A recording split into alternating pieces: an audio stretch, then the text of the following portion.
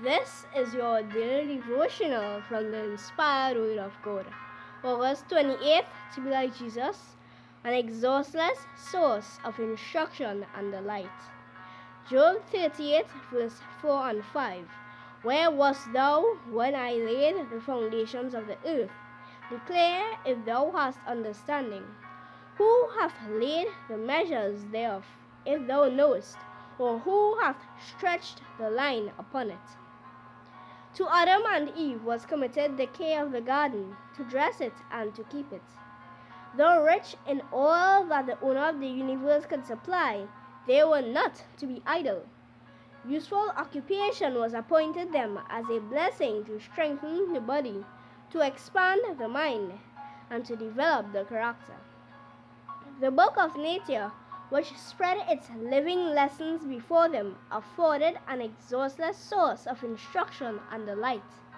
On every leaf of the forest and stone of the mountains, in every shining star, in earth and sea and sky, God's name was written, with both the animate and the inanimate creation, with leaf and flower and tree, and with every living creature, from the leviathan of the waters to the mote in the sunbeam. The dwellers in Eden held converse, gathering from each the secrets of its life. God's glory in the heavens, the innumerable worlds in their orderly revolutions, the balancings of the clouds, the mysteries of light and sound, of day and night, all were objects of study by the pupils of Earth's first school. The laws and operations of nature and the great principles of truth that govern the spiritual universe were opened to their minds by the infinite author of all. In the light of the knowledge of the glory of God, their mental and spiritual powers developed, and they realized the highest pleasures of their holy existence.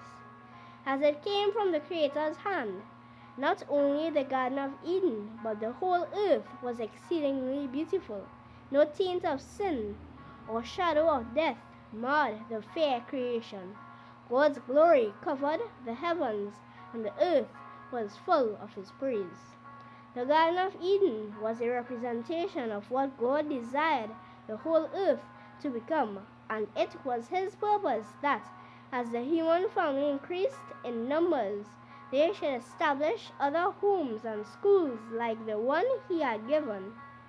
Thus, in course of time, the whole earth might be occupied with homes and schools where the words and the works of God should be studied, and where the students should thus be fitted more and more fully to reflect throughout endless ages the light of the knowledge of His glory.